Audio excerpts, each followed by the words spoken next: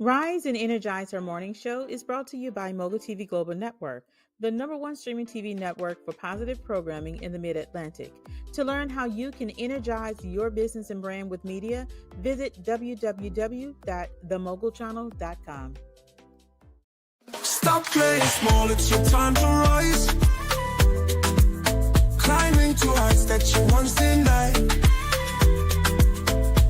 Own your power, light up the sky.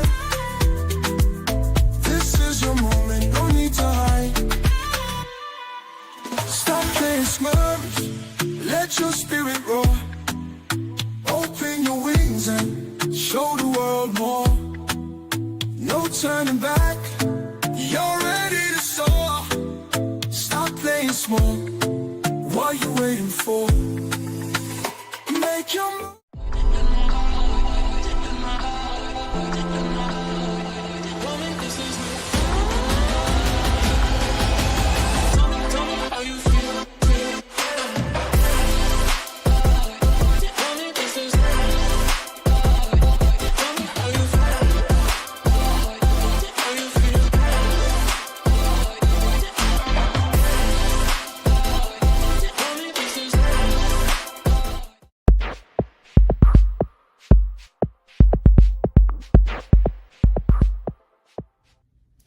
Hello, everyone, and welcome to Affirmative Action. We hope that your new year has been great so far. We are 20 plus days into the new year, and January has been booming. So in the next few episodes, this new year, this new start, we're going to be covering things all about the workplace, knowing your rights in the workplace, knowing your rights on the streets, knowing your rights in the grocery store, knowing your rights if you're renting, if you're home owning, just a gamut and plethora of a buffet of knowing your rights. So we're going to start our series off at the end of January, all through February, talking about knowing your rights. So of course, one of my specialties is knowing your rights in the workplace. So one thing that we're going to start off and encouraging everyone to do is to go ahead, and if you haven't done it, go and review that employee handbook, that handbook that you got many, many moons ago when you first took the job. Excited about the paycheck, excited about the opportunity, signing all of the documents, and then never going back to revisit it.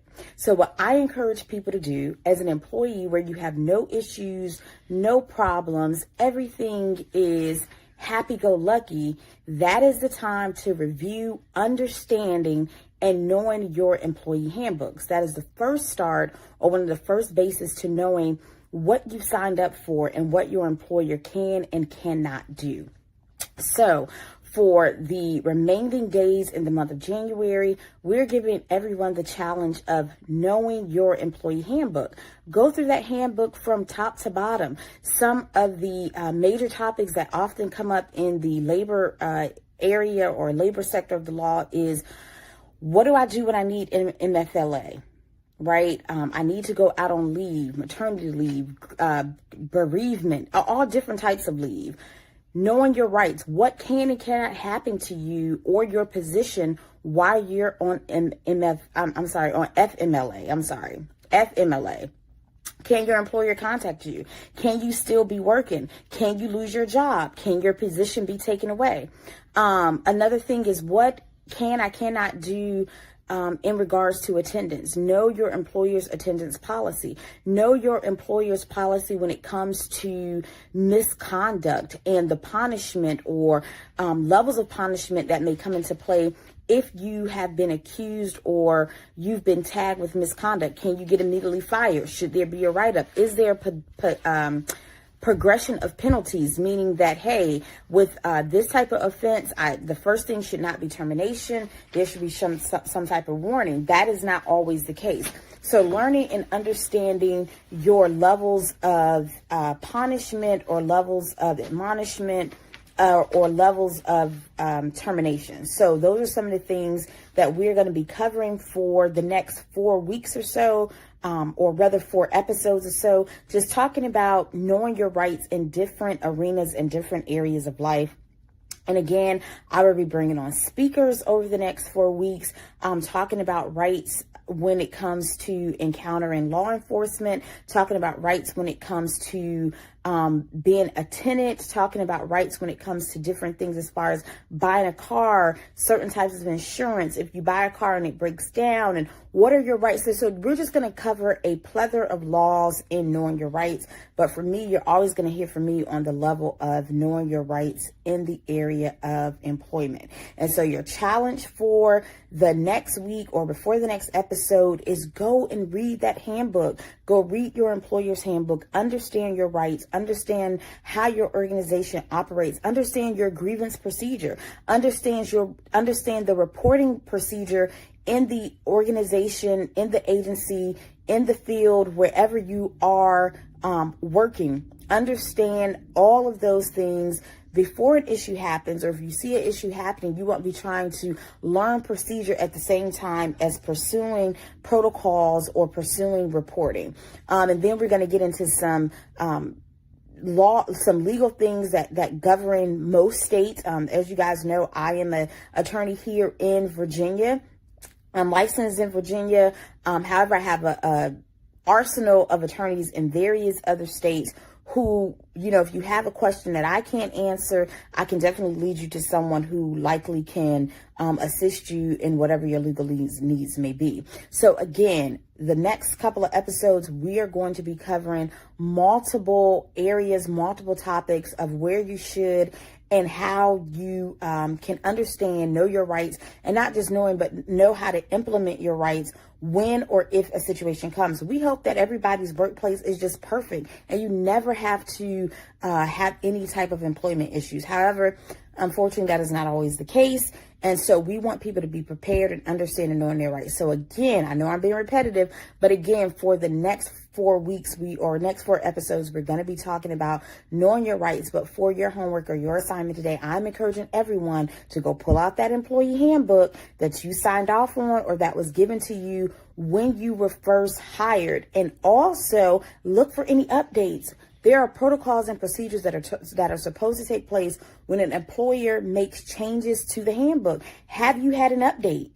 Do you know what the updates are? Has there been change in protocol for reporting? Has there been change in issues with attendance? Have there been change with issues on PITs, improvement plans? Has there been changes in merit raises or merit increases, evaluations, cost of living adjustments? Has there been any changes that you may not be aware of because you have not revisited your employer handbook in a long time? So again, go ahead and revisit that handbook.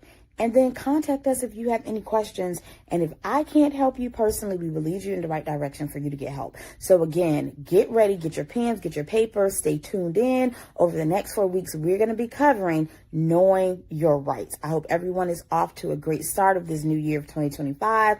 And we hope to give you some encouragement, some enlightenment, some education, and things that can just help you be better in all areas of life, the workplace, the grocery store, in the streets, in your home, encountering the legal system, whatever it is. We want you to be educated, prepared, and have the knowledge to know your rights. Be blessed, everybody, and have a great day.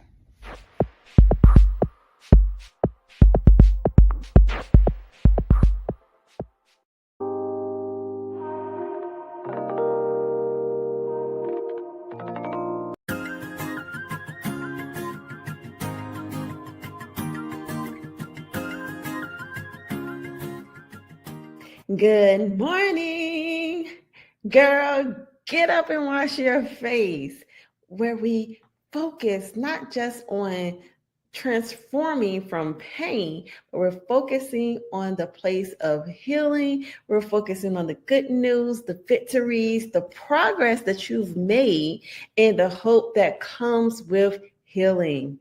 I want you to ask yourself, do you need a vision check? Can you see clearly on today? And I'm not just talking about the physical eye, but I'm talking about that spiritual eye, where sometimes we have to write the vision and we have to make it plain. Today, I want to talk about setting those realistic goals, those faith-filled goals for 2025. And of course, you know, I always say for the first 3 months, we just want to focus on those short-term goals so that we can make it more attainable, more realistic. And then at the end, I want to talk about vision boards, because that is a big thing. It's been going on for years, and you may be planning your own vision board party for 2025. But the first thing I want to talk about is the importance of your words. The importance of speaking life over your dreams is so important. And so as I think about my words as an author, I'm a writer. I write words. It first starts in my mind, and then I write it on paper. And I remember as a little girl, it was prophesied to me that my writing is prophetic. And so I started out writing books. I was writing about fictional characters and telling my story using these fictional characters. My first book, Because He Loves Me, is about domestic violence. It was, of course, inspired by my own life and how God delivered me from a very toxic and abusive relationship. But I use these fictional characters to tell a story because I felt like more people would be able to relate, not just to Dana, but this character, Deanna, who started out as a young lady who was a single mom, and she was just looking for her love, her Prince Charming, her Boaz. And as I wrote this story, so many people were able to come to me and give their testimony of how God healed them, or looking for an opportunity for me to be able to speak and minister into their lives of how God can help deliver them from a toxic relationship they were in. So my writing became ministry, and it started right here in my head, but also as they were words on paper, I want you to think about the words that come out of your mouth. So whether you want to focus on words that come out of your mouth or words on paper, words really do have power. Words create reality. Whatever you read, it's real to you, whether it's fictional in the moment or whether it's nonfiction. So what you say really does influence how you think about other people, and how you think does determine your actions. I want you to think about that, okay? So when you speak life over your dreams, I want you to align your mindset with possibility and with growth. Negative self-talk creates these barriers, but positive affirmations is going to build bridges to your goals. Why am I saying this? Because as you are thinking about your goals for 2025, this first quarter of the year, I want you to begin to change the way that you talk. But in order to change the way that you talk, you have to change the way that you think. Okay, you see how that works? The way we think is the way we speak. And then our words become actions. Proverbs 18:21 reminds us that death and life are in the power of the tongue. Your words have the power to either fuel your dreams or strike them. And we know that words are powerful. So if you say, I'm never going to be able to do that, my life sucks, I'm ugly, then guess what? You are all those things, because that is what you are speaking and manifesting into your own life. I heard this from several people who says that the devil hears your words. God hears our thoughts. So if the devil hears our words, that means that a lot of the things that you are speaking, yes, we may be speaking it to ourselves, but guess who else is listening to the words that are coming out of our mouth? The devil is listening. And we wonder why we experience the attacks that we are experiencing, because we have spoken into the atmosphere, and the devil sends his minions and his demons out to make sure every negative word that you have spoken comes to pass. So let's change the way that we think in order to change the way that we speak, to change those words that are floating into the atmosphere. And so we can do that by changing and creating a list of affirmations tied to your dreams, tied to your life, tied to your reality. I give you some examples. I am capable of achieving my goals. God has equipped me for my purpose. You hear that? That's creating something real for me.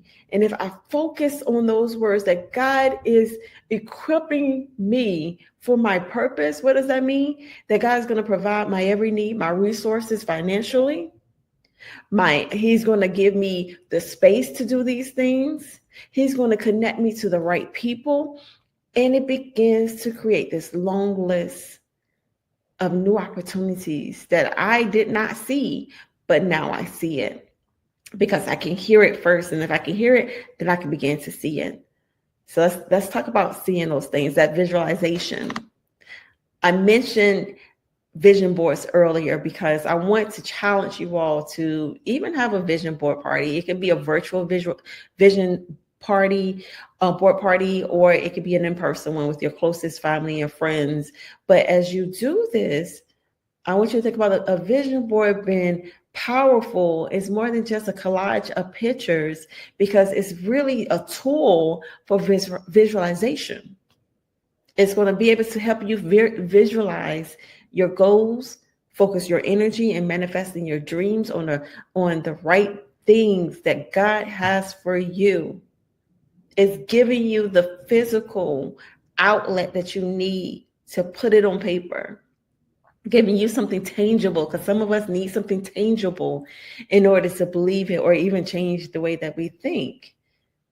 And so we want to activate that subconscious mind to rewire our brain and focus on what we truly want to see. And I remember when I first started doing vision boards, and I remember putting the vacation spots that I wanted to go to, the money that I wanted to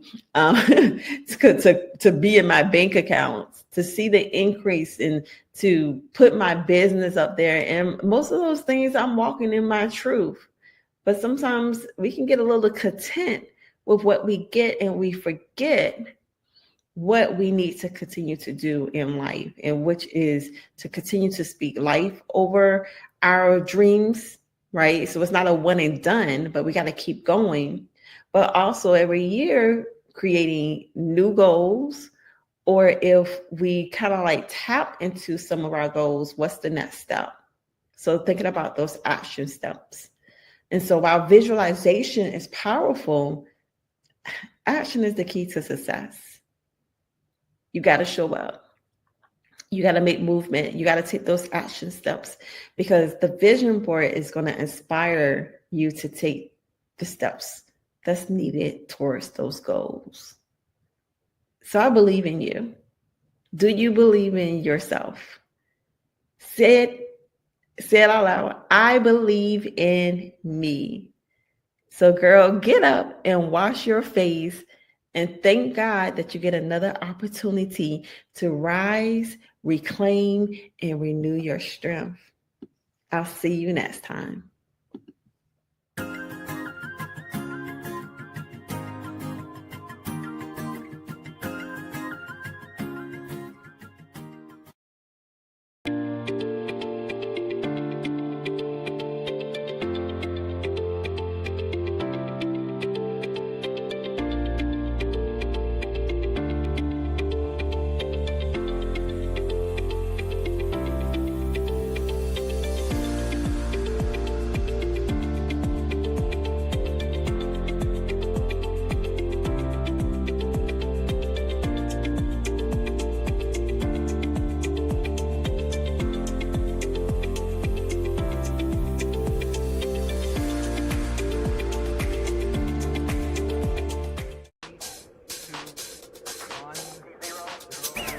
All right. Hello, everyone, and welcome back to Healthy Chats. It's your girl, Carleeka Basnight-Menendez. Yes, all of that. And on today, I want to talk about, have you been a boundary breaker?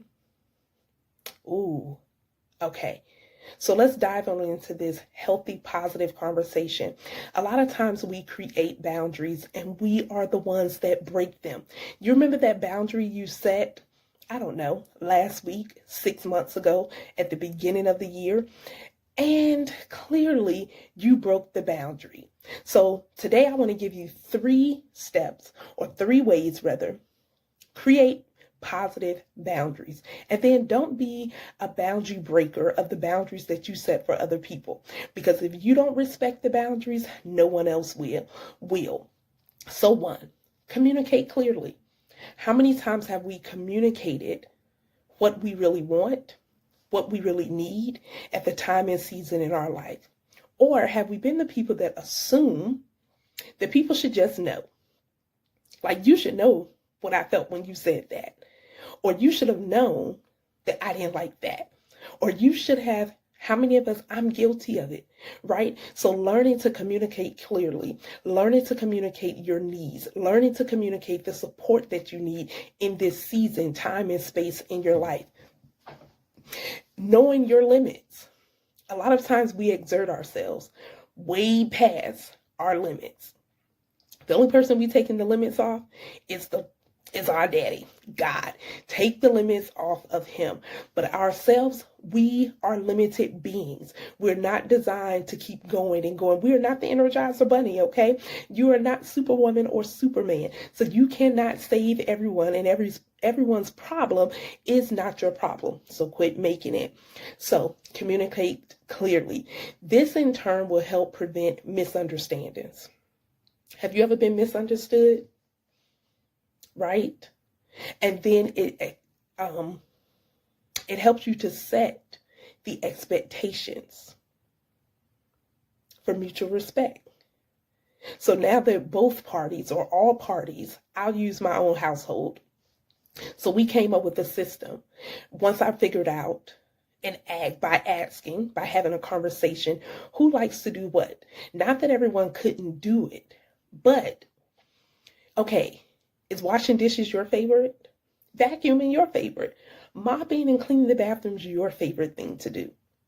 So then we came up with a system through clear communication where all of us can take part, since all of us live in the home, and everyone can do their part. Now with this one doing their part and this one doing their part and I'm doing my part, now the whole house is clean. And no one is frustrated, no one is complaining, and no one is upset. But we had to create clear boundaries. Now, that was a while ago, okay? Now, everyone is able to do whatever they need to do. So that was a while ago, but that is a system that did work for us. I don't know what your household is like, but whatever your system and whatever you can come up with, just communicate it clearly. And this communication goes for relationships, goes for the workplace, goes for in church, wherever you are, you have a responsibility to communicate clearly. The second thing, prioritize your self-care. Self-care is not just a weekend thing, right? It is a daily, everyday thing. And when we really prioritize our self-care, what we're really saying is that I value my personal time. I value myself enough that in order for me to show up daily in whatever facet that may be, I need to prioritize myself. How many times are we guilty of saying yes to so many things, and then we find ourselves depleted? We find ourselves exhausted. We find ourselves fatigued because we went there, we did this, we did that, we backed up, we went forward, we went to the side, and now we're exhausted and we're like, oh my gosh, I can't function. I feel delusional, right? All of the things. So dedicate time to things that you love. I guarantee if I asked you, what is it that you love to do? This is going to help you nourish your well-being. Why? Because your well-being, your health, your desires, they're important. So when you value your own personal time, then you're able to communicate clearly. You're able to reinforce your boundaries and not be a boundary breaker. And in turn, you protect your mental and emotional well-being. Isn't that good or what? Protect your well-being. I'm not talking about build walls, because there's some walls that need to be just knocked down in our lives. I'm not saying build walls. I'm saying build boundaries that continuously feed you. Building boundaries that's going to edify, building boundaries that's going to keep you stable and sane and all of the things. The last thing, and we're almost finished, learn to say no. Woo! I know that's hard for so many people. And especially when it comes to loved ones and people that are very close to you, saying no to that birthday party, saying no to that concert, saying no to that event, saying no to people coming over, just saying no to hanging out. Sometimes we have to say no. Just practice it. No. No. No. And not even coming up with an excuse like, no, I have this to do. No just may be like, no, I don't want to do it. I don't have the capacity to do it, right? So practice declining requests, even from your bank account. Say no. So that you don't overextend yourself, right? I think all of us probably at some point are guilty of just saying yes. Like if that was a Christmas song in itself, if that was a rap song in itself, right? Your name and possibly my name might be next to it. So nevertheless, practice saying no, practice declining requests, practice declining invitations, right? Just so you don't compromise your boundaries. You don't want to be the boundary breaker, because as soon as you start breaking them, those are the things that people remember. And then they're like, oh, well, she don't even respect her own boundaries, and he doesn't respect his own boundaries. So we have to respect them, and then we teach other people to respect them. And so saying no when necessary is crucial for maintaining balance and preventing burnout. Some of us get burnt out because we say yes to everything and yes to everyone and yes to going to everywhere. This is your season to say no, and it's okay. And you don't even have to have an explanation. So let's recap really, really quickly, right? Ways to creating positive boundaries. 1, communicate clearly. You have a responsibility to communicate for yourself and speak up for yourself. You know your body, you know your mental capacity, and it's your responsibility. 2, prioritize your self-care. It matters, and it's not just a weekend thing. It's a daily thing. So make it daily. Do something that you love to do. Go somewhere that you love to go. And if you don't know, then I need you to get a notebook and start writing down and get back to the things that you love that are near and dear to your heart. Lastly, learn to say no. All right, you all. Until the next time, I'm your girl, Carleeka Basnight-Menendez. And yes, my answer is no. Okay? Take care. Be blessed.